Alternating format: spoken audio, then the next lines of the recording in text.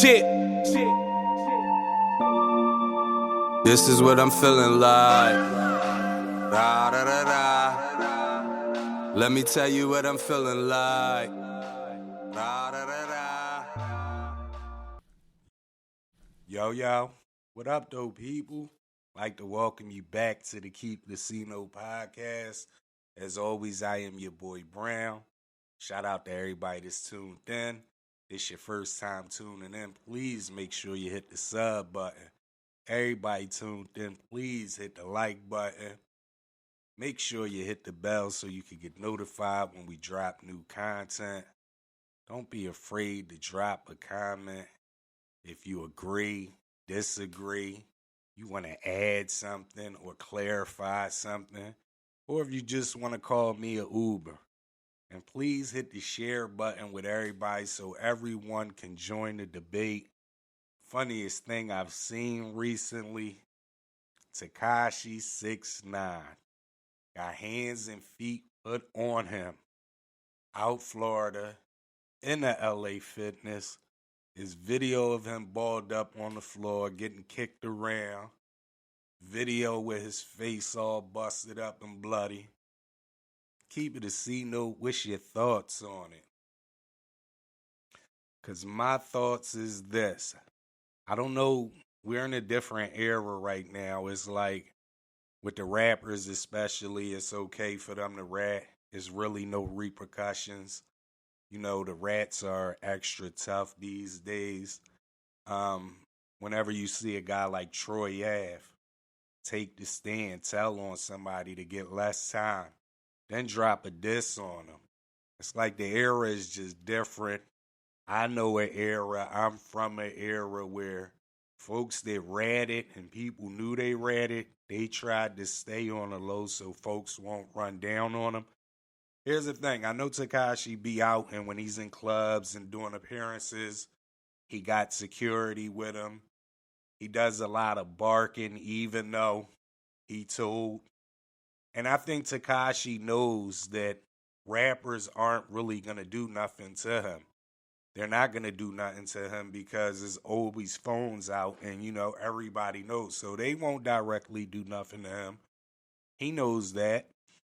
But I think he may get it confused if he think he in a ducky spot or he's somewhere in a small town or something and I don't need security with me and I can talk crazy to people because ain't nobody going to do nothing to me, especially if I'm thinking I'm somewhere where ain't too many tough people at. Where he has it confused at is the regular ones are the ones that's going to do you in. The regular ones don't care about you being a rapper or they going to jail for knocking you out, putting hands on you. You see what I'm saying? This is a different era. The example would be Alpo. Regular dude did him in. You see what I'm saying? I'm just keeping it a C note. Lately, the ring culture in the NBA has been a hot topic. We seen Dame Lillard, he talked about it on JJ Redick podcast. Spencer Dinwiddie recently had some things to say about it. I kind of disagree with some of the things Spencer Dinwiddie said. He was basically saying if you're not one of the top guys, he don't see why you shouldn't play with the better players, pause, because you're not going to get mentioned years down the road and stuff like that. He said if you're on the verge of catching somebody like Kobe, passing them, or Ty and Mike, then it's cool for you to play on these loaded teams or, you know. I just want to know, what's your thoughts on today's NBA ring culture? Everybody teaming up, trying to win a ring. Do you like it? Do you dislike it? Keep it a C note. I've always been on the stance that this ring culture has taken away from the competitive nature. Every year you have guys that's just, now they're doing less basically because I'm on a team with two other guys. I'm doing less. I'm not able to show my full talent. and 9 times out of 10 we're not winning. You got Paul George and Kawhi Leonard on the same team for a couple years. They're not going nowhere. They can be on different teams and be a piece that help someone else. You see what I'm saying? When you got this ring culture going, I don't know. It's just like I don't know if it comes from AAU. I don't know where it comes from, but it's like everything is buddy buddy now. And me and Vito had the debate um, via the phone because he sent me something Al Harrington said, and Al Harrington said that in Jordan era, those guys were rivals. They didn't really like each other. They wasn't buddy buddy. And in this era, Bron is like big bro. And that's the difference between the two eras. He kind of didn't agree, but I agree. I don't think it's because of the NBA. I think it's because AAU ball has made it cool. But just look at that kid that doesn't get to fully develop because he's playing on a loaded team. If you're a wing and you can handle the rock and you can do multiple things, but now you're on a team where somebody else can do that, and just because you can shoot better than them, then they want you to just spot up. Or you're a big man, you got post moves, you can handle the rock and all that, but they just want you to pick and run to the rim. You see what I'm saying? They want all these other guys to get the shots. I think it's killed the competitive nature, and not only has it killed the competitive nature, like it's watered the league down. Um, I've always been a guy to say I don't really value them rings that LeBron has. Them when he went enjoying Wade and them, I don't value them rings. I hold Giannis Antetokounmpo ring with a lot more value because he stayed on the team and he got better and he got him one. Steph Curry rings hold more weight than LeBron James rings hold. His rings hold more weight. He's won one with Clay. He won one with a half of Clay, Jordan Poole, Andrew Wiggins. And as we seen KD not doing too much of nothing since he left Golden State, you can really give Steph and them way more credit for them rings. You see what I'm saying? Dwayne Wade was a top 3 shooting guard when he played with him. Pause. Chris Bosh is one of them guys where his development was hindered. He didn't get to reach his ceiling because they switched his whole game up. Kevin Love was the same way. I'm just keeping it a scene though. That's how I've always felt about the ring culture.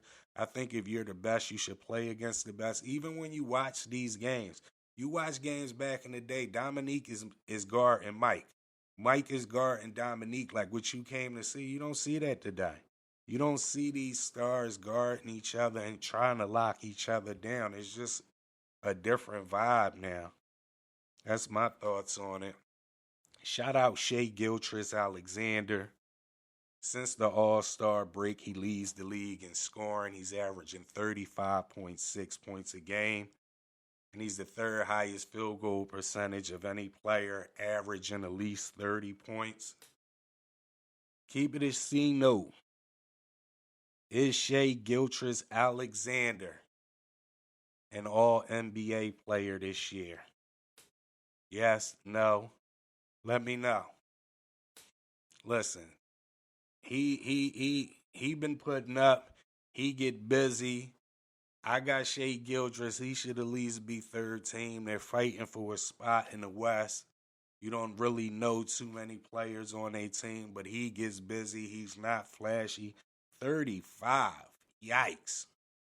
Yikes. I mean, and he ain't super athletic or nothing. He just a basic ball, and he getting busy. So, I think he should at least be all NBA third team. But then you got dudes out there like De'Aaron Fox. He's on Sacramento. Most clutch points this year. Is he all NBA? I mean, keep it a C note. Let me know. Shout out Shai Gilgeous-Alexander too, because he had an interesting statement about LeBron James, and a lot of people made an issue about it. Where he said he didn't. Well, the statement is on the screen. So shout out to him. And I think that goes back, even though LeBron is older, I think that goes back to the conversation that we had on a previous episode about what Mario Chalmers was saying. fearing LeBron or fearing Mike. You see what I'm saying? These new guys don't fear him at all. And shout out to everybody that tuned in on the last episodes. We got a lot of feedback where people were saying, Mike didn't play against good two guards, or he played against niggas that was scared, and that ain't LeBron's fault. I'll do you one better though. Pause. Kobe Bryant played in this current era, and he terrified people. And people are on camera saying that. So that statement with Michael Jordan is inaccurate to me.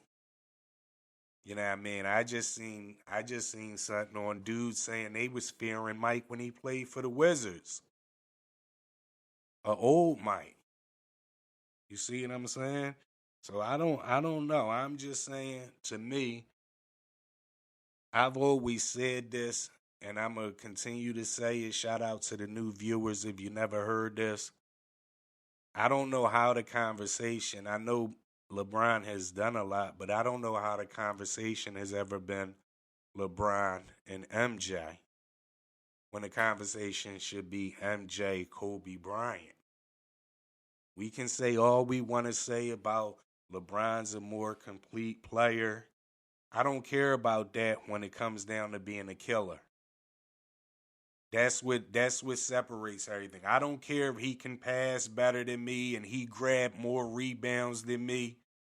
When that game on the line, who's a killer? And I don't care if you go off stats. He made these. I'm talking about when it counted. Crucial playoff moments, not just last second shots. We talking about just taking teams' hearts. That was Kobe being Bryant. You see what I'm saying? And that was in this era. And only two things stopped the Kobe Bryant reign in the NBA. One of them was the veto trade when they were supposed to get Chris Paul, and an injury. Other than that, I know LeBron was in the league all them years and he has a lot of fans, but from about '02 to 2011, 2012, that was Kobe's league, right?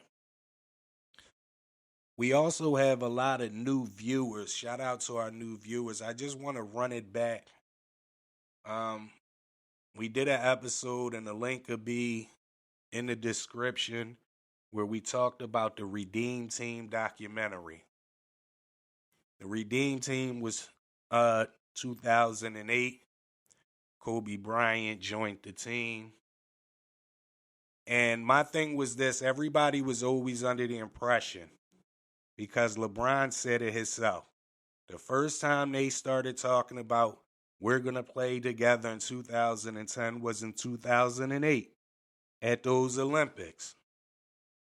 Boston had just won a championship, but we know those guys was old, so I know LeBron couldn't have been worried about them 2 years down the road, because KG was already old in 2008. I'm just keeping it a C note. But then the documentary come out and you see how Kobe Bryant changed that whole thing over there. Look at it. They were kids going out, hooping. They seen Kobe focused in the gym. It changed their perspective. They seen Kobe would do anything to win. When he set that pick on Gasol and knocked him out, that's when they knew Kobe was a different animal. This is all 2008. So in my thoughts, when you look at it, Spain, their biggest opponent, Pau Gasol was the best player on that team. He played with Kobe Bryant, who we're now seeing is just ruthless. In my heart, I believe the big three was started because of Kobe Bryant. I don't know if you want to call me a Uber, but I just want everybody to think on it before you reply. How old was Kevin Garnett? Kevin Garnett wasn't on that 2018. They seen Kobe was a killer and they knew they wouldn't be able to handle Kobe one-on-one. Pause. Think on it. Get back to me. Just make sure you keep it a C note. David Benavidez, Caleb Plant. Who you got and why you got him. Keep it a C note. I'm taking Benavidez to stay undefeated. Not because Caleb Plant is a lame. I know he just got out on somebody. But I think Benavidez is more hungry. He's trying to accomplish something to get somewhere. And I think Caleb has already hit his peak. He fought Canelo already and lost. He hit his peak. So I think Benavidez will have a little bit more hunger. But I would not be shocked if Caleb Plant won that fight. But I'm still going Benavidez. Keep it a C note. Who you got? David Benavidez, Caleb Plant. And why do you have them? Let me know. They're talking Aaron Rodgers, Odell Beckham Jr. to the Jets. Keep it a C note. Just with Aaron Rodgers, the Jets are what? Let me know. Are they a playoff team? Are they a Super Bowl team? Are they just a 500 team? What are the Jets with Aaron Rodgers? Keep it a C note. Let me know. About to wrap this episode up. Definitely appreciate everybody for tuning in. Again, if this is your first time tuning in, please make sure you hit the sub button.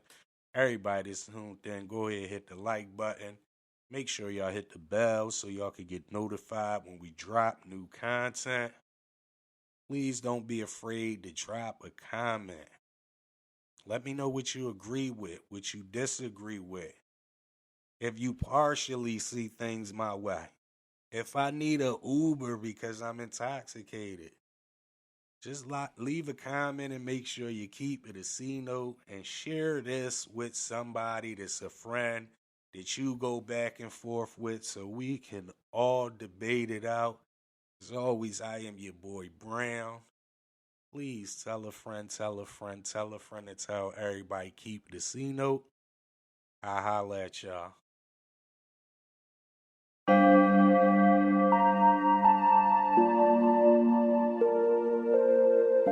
Shit. This is what I'm feeling like. Da, da, da, da. Let me tell you what I'm feeling like. Da, da, da.